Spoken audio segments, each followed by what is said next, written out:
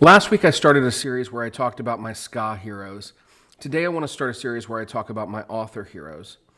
And I have a lot of heroes, both ska and as far as authors go, because these people's works, their writings, their books, their poetry, their music, these things that they've created, they've impacted my life. They've made me feel like I can understand myself a little bit better, like I can know myself a little bit better.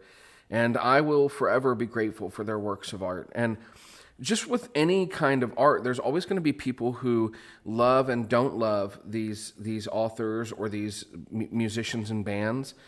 But for me, these are the ones that have had the most impact. Now, today, the person that I want to spend a few minutes talking about is the young adult author John Green. Now, John Green is, I think, probably at one point was the most well-known name in young adult literature. He doesn't publish at the rate that like Nick Stone does, or Jason Reynolds does, or maybe even Angie Thomas has been in the last few years. But when he does publish, the books typically do exceptionally well. So John Green has written Looking for Alaska, which has been turned into a Hulu TV series. He's written Paper Towns, which has been turned into a movie. He's written The Fault in Our Stars, which has been turned into a movie. He was one of the writers for Let It Snow, which has been turned into a Netflix movie.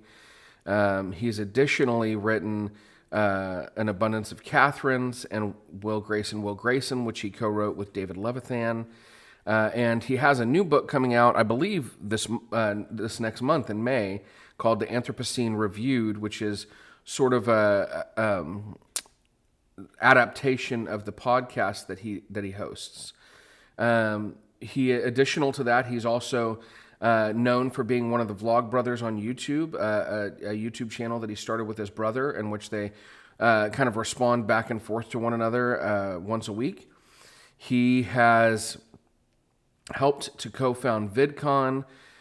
He is an incredibly charitable person. He's one of the owners for a European soccer team. And he's overall a very great guy. Here's what I love most about John Green. Number one, I feel like John Green has helped to make mental health care more acceptable in ways. You know, I anyone that's my age or older, I'm 38 years old. Most of us grew up in an environment where if we were having a tough time, we were kind of told, get over it, suck it up, pull yourself up by your bootstraps. Now we look at those kind of things and we say, that was an incredibly unhealthy way to exist. Everybody needs help sometimes. Everybody needs they need someone to listen. They need someone who is trained to help them walk through the challenges that we sometimes face with our mental health. For me, that became most apparent about 5 years ago when I had a massive amount of life changes happen all at once, including the death of my father. For the first time, I sort of realized that I might have been struggling with anxiety and depression. And so John Green's work and his young adult novel, Turtles All the Way Down, really helped to show that we need to get help sometimes. We need to have somebody to talk these things through. Additional to that, and probably even more important to me than that, is a lesson that John Green really tried to get across in his book, Paper Towns. And Paper Towns was the first book I ever read by John Green. I was a student at Dallas Baptist University working on my degree to become an English teacher. I was desperate for a story. You know, as a lover of books, there are some times where you're just like, gosh, I need a story right now. And I kept hearing about John Green, and I was like, you know what? I'm going to pick up Paper Towns. So I picked up Paper Towns, and I read that one. I don't know why that was the first book that I read. And it blew me away because I found myself sort of, you know, books are meant to be a mirror or a window or a sliding glass door. I saw in that book a mirror where I was a lot like Hugh. I was the person who had grown up sort of desperate for love, in many ways feeling like if somebody would just love me back, that it would complete me.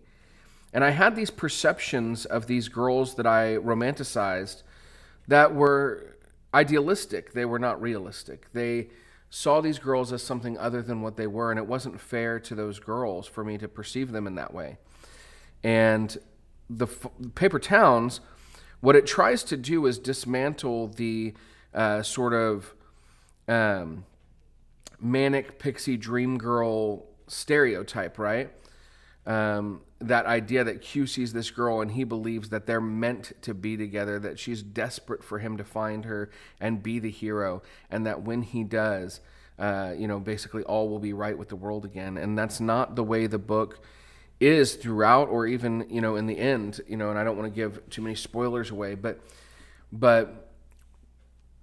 that idea is something that John Green has talked about a lot in his Vlogbrothers videos, and it's something that has come to be sort of a defining message in my life, which is that we need to imagine people more complexly, right? That no person is just one thing. And it's one of the challenges of the human existence, in that we're constantly trying to categorize so that we can understand. And there's a value to that, right?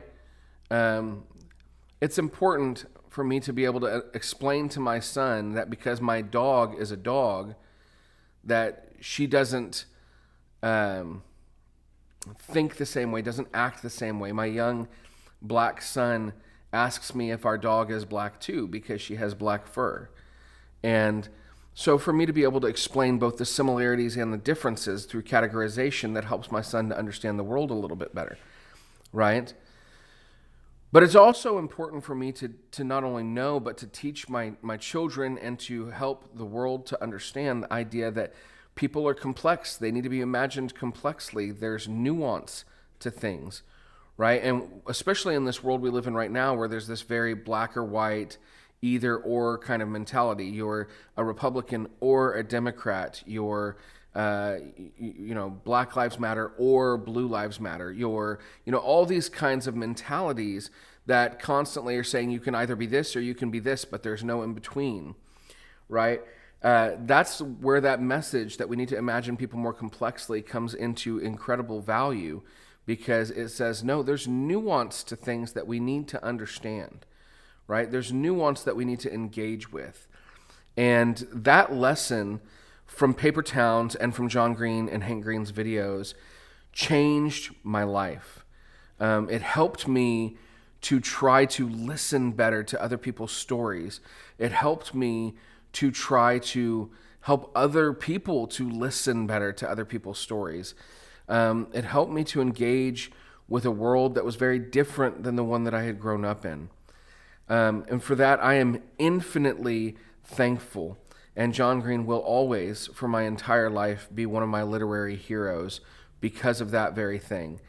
And so I very much doubt that he'll see this video, but if he did, John Green, I am incredibly thankful for your literary work, for your charitable work, for your work to help people to recognize the value of mental health care.